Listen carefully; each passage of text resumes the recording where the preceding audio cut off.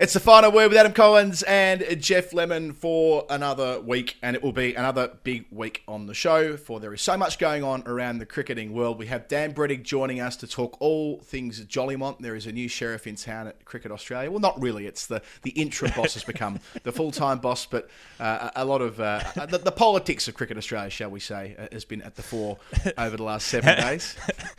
How many Westerns could you imagine where the bloke rocks into the saloon and goes, I'm the interim sheriff in these parts? That'll strike fear into their hearts. You don't want to mess with the interim sheriff. Ooh. Well, they would have been wrong to have messed with the interim sheriff, for the interim sheriff is now the full-time czar. So that'll be Dan Brettig. The sheriff became a czar. That is a big promotion. I'm just going with it. I'm just rolling with it. The Australian players are home from the IPL. They're out of quarantine. We're going to have nerd pledges always. Plenty going on in the world of Afghanistan cricket, which, Geoff, you've been taking an interest in. We have a test match at Lords this week between England and New Zealand, a fantastic round in the county championship. But first and foremost, I should say, welcome to you properly, Geoff. And in the usual way, I want to see what you've got in the fridge. I've got a feeling you've got something special. It is time for a little bit of the milk round. Now, Adam, I've kept this from you because I knew that you would be very excited, but I'm just holding up to the webcam for the first time something that you will be extremely interested in. What?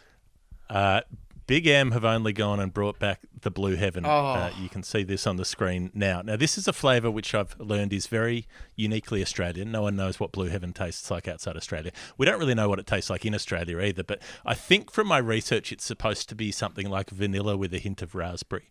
But it's coloured blue for reasons unknown to me. But there became a real blue raspberry trend for a long time amongst lollies and drinks, which I think kicked off with the Blue Heaven. But nothing feels better than ordering a Blue Heaven milkshake, does it? You know, you just feel like it's blue, it's heavenly. This is where I want to be. As our dear friend and former producer on Wisdom Test Cricket in the UAE, Andrew Donaldson, once said when creating a drink called the Soviet Ice Bomb, when it turned blue, my heart grew. And that's how I feel about the Blue Heaven as well. I'm always copying shit from Rach about when talking about ice creams or flavours. She says that I'm such a child for when I'm asked what my favourite flavour is, I just simply say blue or rainbow. She's like, what the fuck is wrong with you? I'm quite jealous looking through the screen.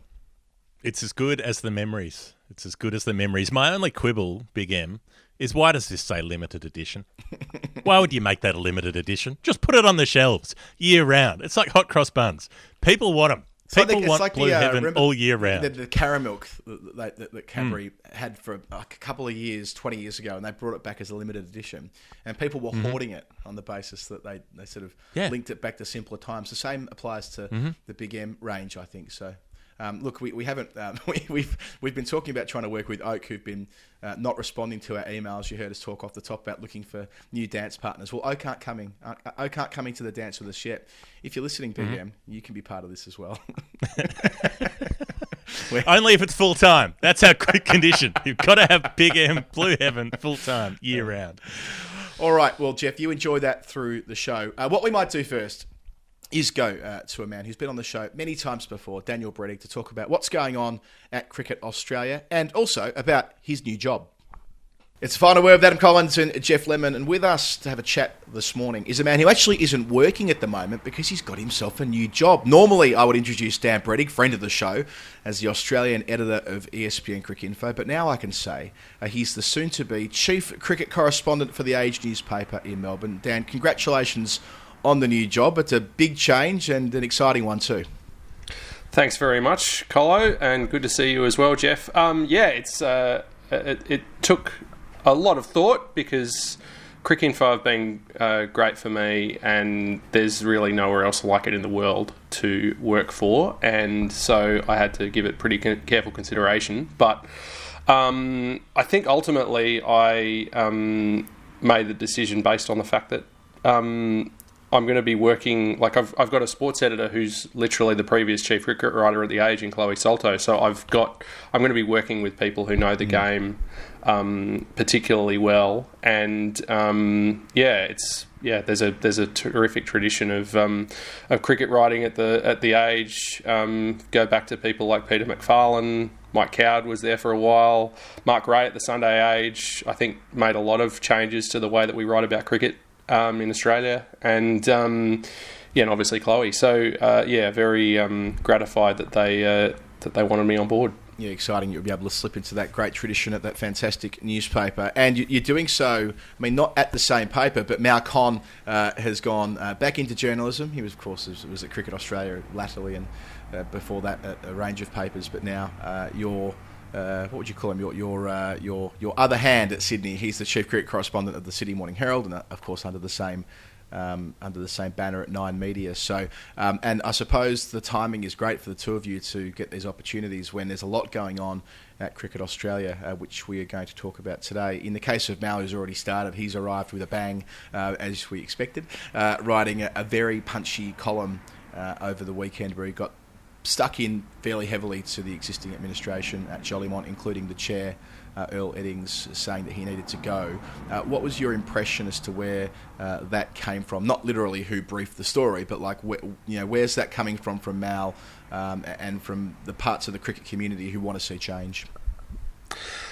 There's absolutely a strong sense. It's not everywhere, but it is. It's certainly got a decent amount of legs that Cricket Australia does need some fresh leadership, and that the organisation has been in a reactive posture basically for 3 years, starting with Newlands, and even the fact that as we discussed a couple of weeks ago, Newlands itself wasn't happening in a vacuum. Newlands was happening when they were doing a TV deal. So the fact that even the way that Newlands played out was a reaction to the fact that the biggest money deal that Cricket Australia ever does every sort of 5 years was at the pointy end.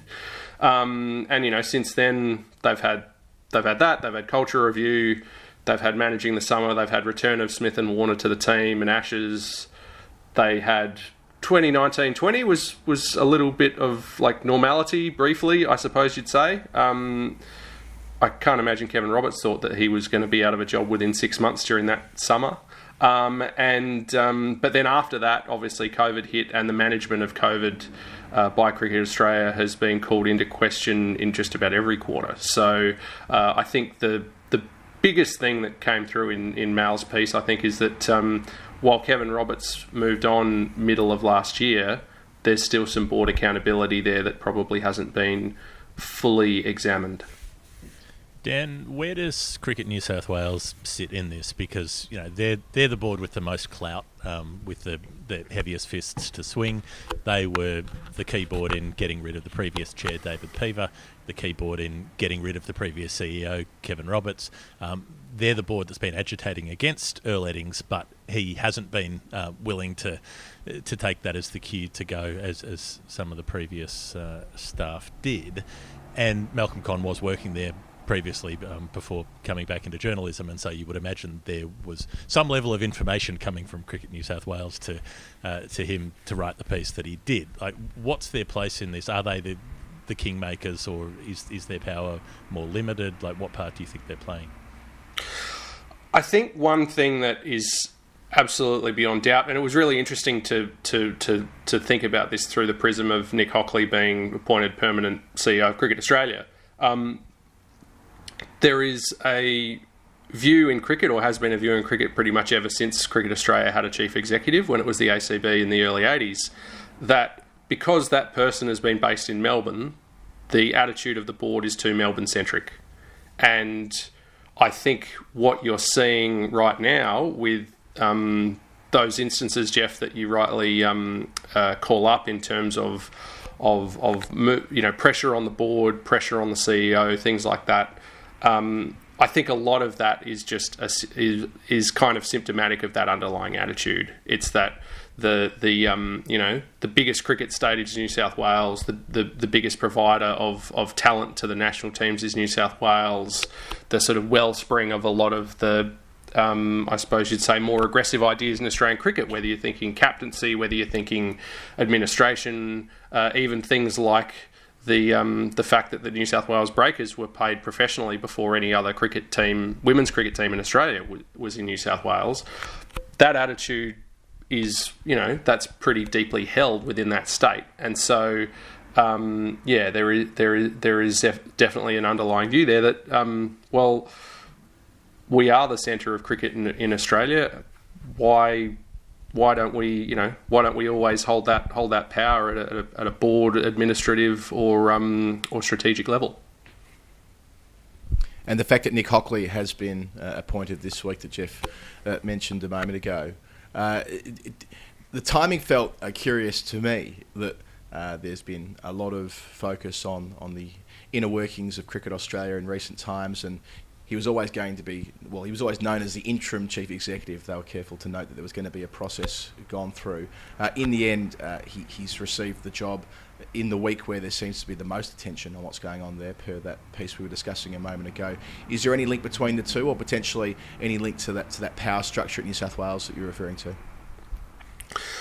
Well, I think it was certainly the case that while Cricket New South Wales, obviously, they weren't great fans of Kevin Roberts, and certainly weren't great fans of David Peever as the previous chair of Cricket Australia.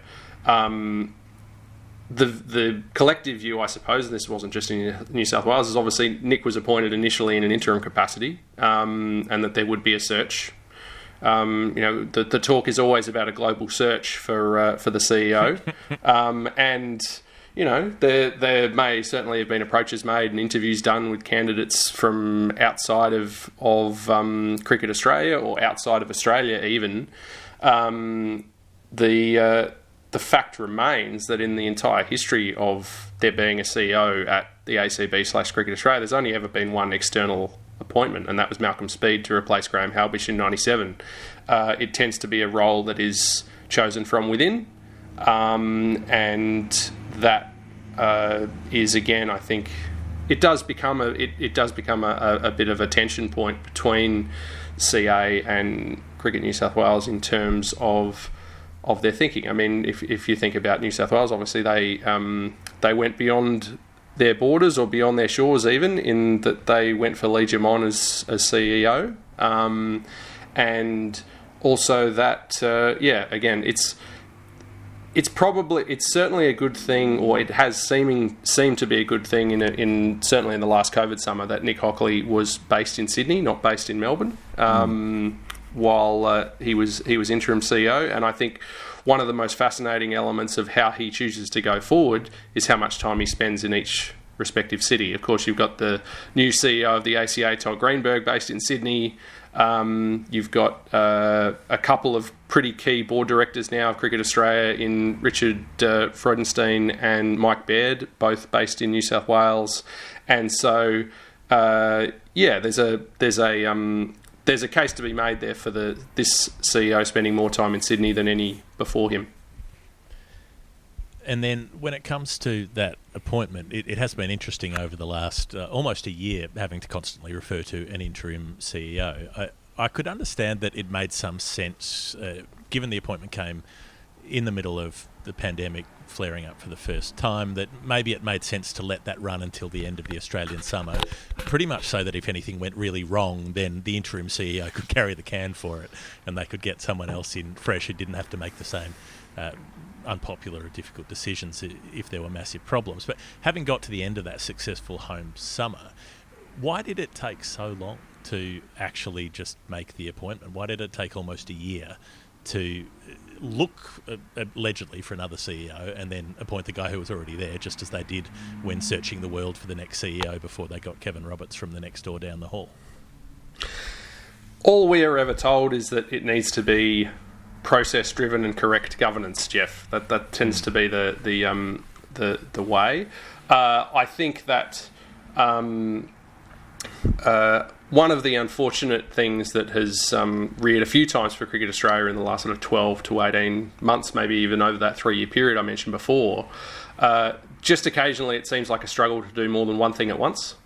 And in the case of the CEO, I think the most reasonable outcome would have been to, essentially the minute that the kind of, I guess you'd say, the revenue raising part of the summer concluded with the end of the Big Bash League, that the CEO process would have been ratcheted up, the following week, and that we would have had an outcome maybe a couple of months prior to now.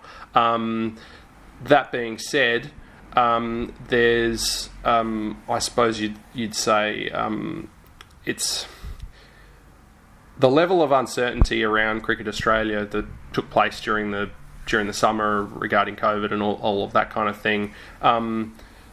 That also created a bit of a sense of exhaustion and need for a break of some kind, a mental one, if not one where people could actually travel away on holidays. I think what we've seen after the Big Bash and as well after the domestic season, something a little bit more akin to what you'd see at the end of an AFL season, where, you know, all of the presidents, CEOs, executives go on a break, and then you don't necessarily hear from that level of football for a little while. You just tend to hear from the list managers and the recruiting teams and the footy departments who do stay on to make sure they get through to the draft and trade, and then they take their break. So I think there was an element of that to the delay, but there's no question that by the time that Nick was announced as the permanent CEO, people within and outside of the cricket industry had been crying out for a decision to be made for a number of weeks.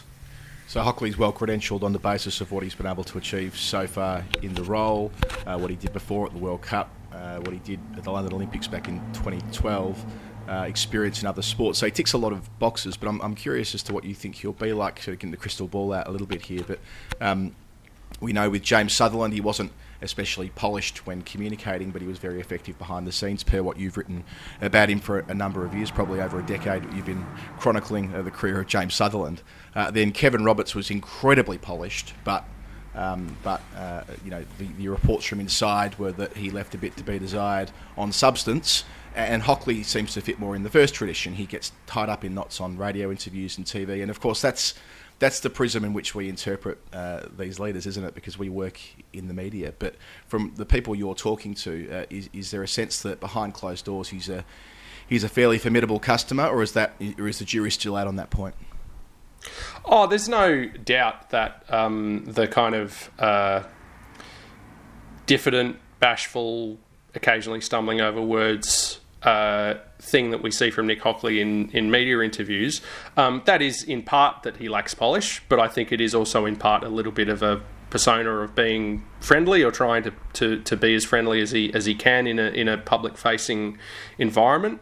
I don't think he's always that way behind the scenes. I don't think he's always that indirect. I don't think it would be possible to have risen as he has, or to have coped with the last 12 months as he has, without the ability to be direct and to be decisive at times. You know, one of the things that I'd say about Hockley, very much to his credit, is that he basically got given a hospital pass in terms of this role, and he held it in an interim capacity for, you know, to within about 6 months of Kevin Roberts' entire tenure. So, you know, that's a credit to his resilience and work rate, I suppose, apart from anything else. But the biggest question about Nick Hockley is he going to, as the permanent CEO, going to be able to transcend, I suppose, the big event management background that he has, that he can look at the whole of Australian cricket and world cricket, indeed, given, you know, the clout that Cricket Australia has at the ICC, to chart a vision for the game in collaboration with his board, and that's something that no one can really answer until they see him in action over the next 6 to 12 months. And you know, I think that's got to be the biggest question mark over how he is to go. Can he, I suppose, move through the gears from concentrating on building up to a big event, hosting the event, having an exhale, and moving on to the next one, to a more roaming commission, which is that you know, I think the line that James Sutherland tended to use was of cricket being an issues-rich environment, and that's what Nick has now got. And what do you make of him, of what he's done so far? Because most of the angst and the conflict, as summarised in that Malcolm Conn piece, really dates back to the Kevin Roberts tenure, where it's about the the worry that CA's administration brought in to the discussion at the time, that their sort of doomsday predictions about how bad things would get and how much money would need to be cut, and the fact that that was nowhere near what it transpired to be. Hockley's not really attached to that because he came into the job after all of those projections had been made. So what do you make of what he has been able to do in a positive sense in the time that he's been there? Well, you certainly don't hear the complaints about having to deal with him or being unable to deal with him that you did when Kevin Roberts was the CEO. That has stopped. Now, the degree to which that has stopped because everyone realised, okay, we've had a change in CEO, we need to get on with the season. I'm sure that there was an element of that. But the test of whether those grumblings were paused or stopped, I suppose, is the distinction you draw. Again, that's something that we find out over the next 6 to 12 months, and a lot of that is in context of other big things that are coming up for Cricket Australia. I know the obvious ones, of course, are what happens with the captaincy, what happens with Justin Langer as the coach, what happens even in the context of how Nick, as the CEO, navigates the uncertainty about the board and about whether Earl Eddings has another term as chair. Those are always, very difficult issues for a CEO in terms of, where exactly he can stand when the board are trying to figure that sort of stuff out. So those are all there. And the other thing that is even bigger than those is that Cricket Australia are now into reviewing their strategy and reviewing what they want cricket to look like for the next 5 years after their current one, their current strategy that took in the years including the culture review and Newlands and all those sort of things, which obviously poked a few holes in the strategy. What they want that to look like, and that includes things like what do they do next with the Big Bash? What are their priorities going to be for the next broadcast deal? What are their priorities going to be for the next collective bargaining agreement with the ACA?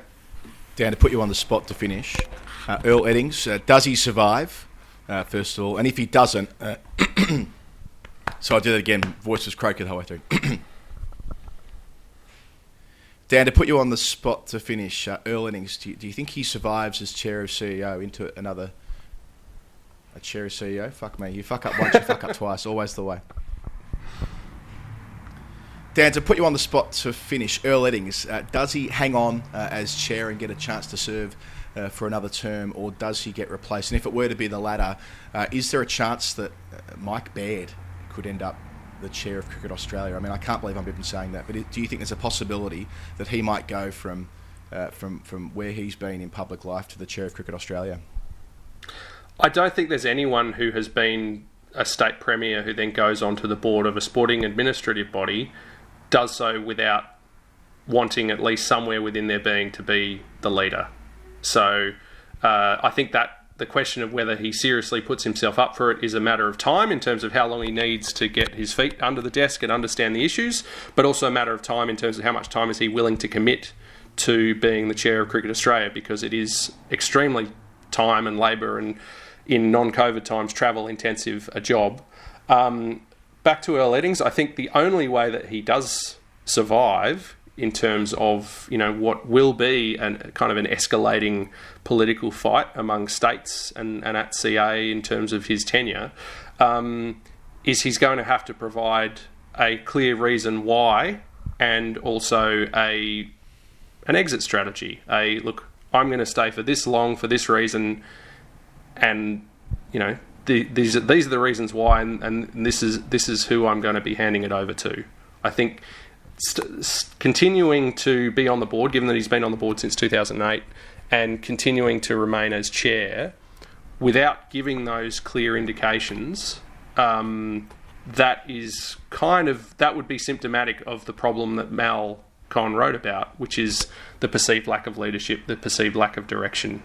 So the only other thing I'd say that adds complexity to the case a little bit is that since 2018 in Newlands, there's only 3 directors left on the board, so they've already had a lot of turnover relative to pretty much any board.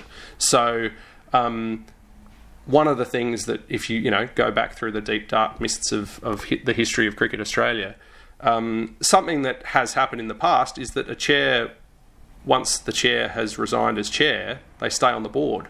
Now, the instrument that the states have at the moment is to remove a director. So there's no, rather than any question of chairman. So that would be either Earl is there as chair or he's not there at all. The other option, if you're talking about continuity and you're talking about maintaining a certain level of intellectual property apart from anything else, and knowledge of things at international level as well as in Australia, is a chair stepping down but remaining on the board and being there as a senior advisor. Leave you that one. Yes, fascinating times at Jolly One. As always, Dan, thanks for your insight. Congratulations on the new job. Can't wait to see what you can do there over at The Age. And thanks, as always, for being a dependable correspondent of ours on The Final Word. Not a problem, guys.